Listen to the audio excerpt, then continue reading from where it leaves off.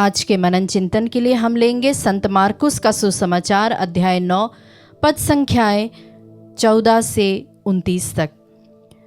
जब यीशु पहाड़ से उतरकर शिष्यों के पास लौटे तो उन्होंने देखा कि बहुत से लोग उनके चारों ओर इकट्ठे हो गए और कुछ शास्त्री उनसे विवाद कर रहे थे। यीशु को देखते ही लोग अचंभे में पड़ गए और दौड़ते हुए उन्हें प्रणाम करने लगे। यीशु ने उनसे पूछा, तुम लोग इनके साथ क्या विवाद कर रहे हो? भीड़ में से एक ने उत्तर दिया, गुरुवर, मैं अपने बेटे को, जो एक गूंगा अबदूत के वश में है, आपके पास ले आया हूँ। वह जहाँ कहीं उसे लगता है उसे वहीं पटक देता है और लड़का फेन उगलता है, दांत पीसता है और उसके अंग अकड़ जाते हैं। मैंने आपके शिष्यों से उसे निकालने को कहा, परंतु वे ऐसा नहीं कर सके। यीशु ने उत्तर दिया, रे अविश्वासी पीढ़ी, मैं कब तक तुम्हारे साथ रहूं? कब तक तुम्हें सहता रहूं? उस लड़के को मेरे पास ले आओ। वे उसे यीशु के पास ले आए। यीशु को देखते ही अबदूत ने लड़के को मरोड़ दिया। लड़का गिर गया और फेन उगलता हुआ भूमि पर लौटने लगा। यीशु ने उसके पिता से पूछा, इसे कब से ऐसा हो जाया करता है?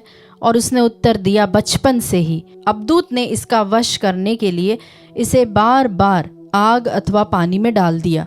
यदि आप कुछ कर सके तो हम पर तरस खाकर हमारी सहायता कीजिए।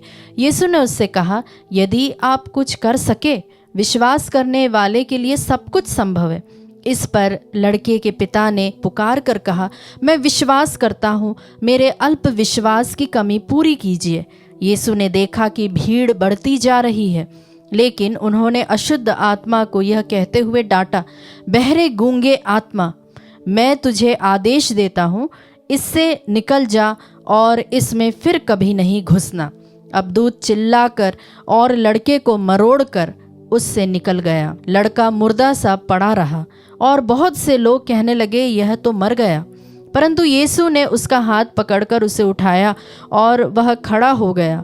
जब यीशु घर पहुँचे तो उनके शिष्यों ने एकांत में उनसे पूछा, हम लोग उसे क्यों नहीं निकाल सके? उन्होंने उत्तर दिया, प्रार्थना और उपवास के सिवा और किसी उपाय से वह जाति नहीं निकाली जा सकती। प्रभु का सुसमाचार। हे क्रिस्त, तेरी स्तुति हो। प्यारे विश्वासियों, आज का सुसमाचार जो हमने सुना, इसमें मैं मुख्यतः 2 बिंदुओं पर आपका ध्यान ले जाना चाहती हूँ।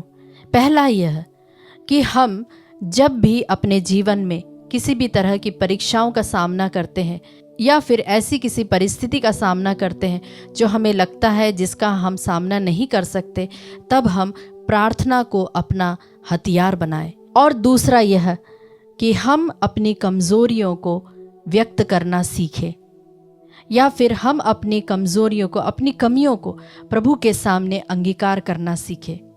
प्यारे विश्वासियों, जैसा कि मैंने आपको बताया कि पहला जो बिंदु है वह है कि प्रार्थना को हम अपना एकमात्र हथियार बनाएं। ऐसा होता है विश्वासियों, जब कोई व्यक्ति बहुत बीमार पड़ जाता है और वह कई सारे डॉक्टर्स और कई सारे अस्पतालों में जाता है, कई सारे लोगों की सलाह लेता है और इसी बीच में कई समय निकल जाता है, और जब वे सब तरह से हार जाते हैं तब हमें सुनने को मिलता है कि अब प्रार्थना ही इस व्यक्ति को बचा सकता है, अब इसके लिए सिर्फ प्रार्थना ही एकमात्र उपचार है। कहने का तात्पर्य है विश्वासियों कि जब हम सारे दूसरे मापदंड अपना लेते हैं, दूसरे प्रकार के सभी हथकंडे अपनी तरफ से कर लेते हैं, तब उसके बाद में हम कहते हैं कि अब इस व्यक्ति के लिए हम प्रार्थना ही कर सकते और कुछ नहीं कर सकते। क्यों नहीं हम जब परेशानी में होते तो सबसे पहले हम प्रार्थना को अपना हथियार बनाएं।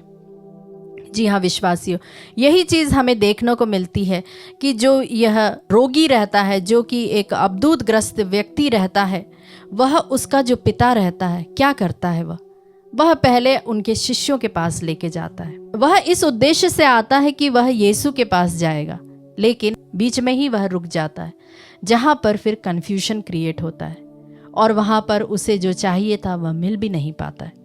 ठीक इसी तरह से हमारे साथ भी होता विश्वासियों।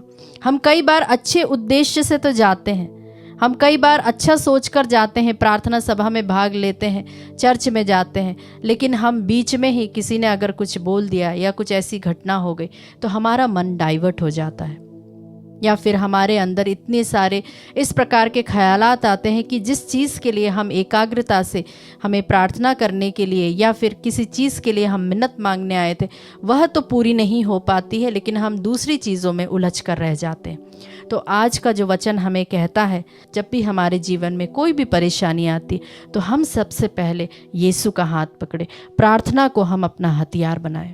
दूसरा जो वह पिता हमें बहुत अच्छी शिक्षा देता है वह है कि हम अपने गलतियों को, हम अपनी कमजोरियों को अंगीकार करें। प्यारे विश्वासियों, प्रभु का वचन हमें कहता है कि जहाँ पर यीशु ने उस पिता से पूछा कि इसे कब से ऐसा हो रहा है, और उसने उत्तर दिया बचपन से ही। अब दूत ने इसका विनाश करने के लिए इसे बार बार आग अथवा पानी में डाल दिया। यदि आप कुछ कर सके तो हम पर तरस खाकर हमारी सहायता कीजिए।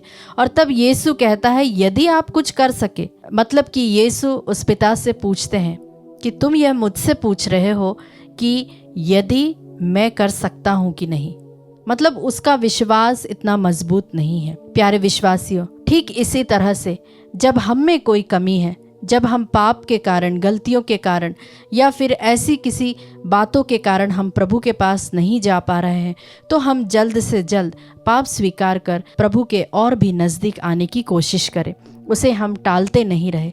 या फिर हमारे कुछ ऐसे रिश्ते हों जिसके कारण से हमारी आध्यात्मिक जीवन पर बहुत ही उसका गलत असर पड़ रहा है, तो हम उस पर भी मनन चिंतन करें और जल्द से जल्द हम उस व्यक्ति के साथ में सुलह कर ले। प्यारे मित्रों, हम देखते हैं कि किस तरह से वह पिता बहुत ही विनम्र भाव से कहता है कि मैं विश्वास करता हूँ और मेरे अल्प विश्वास की कमी पूरी कीजिए।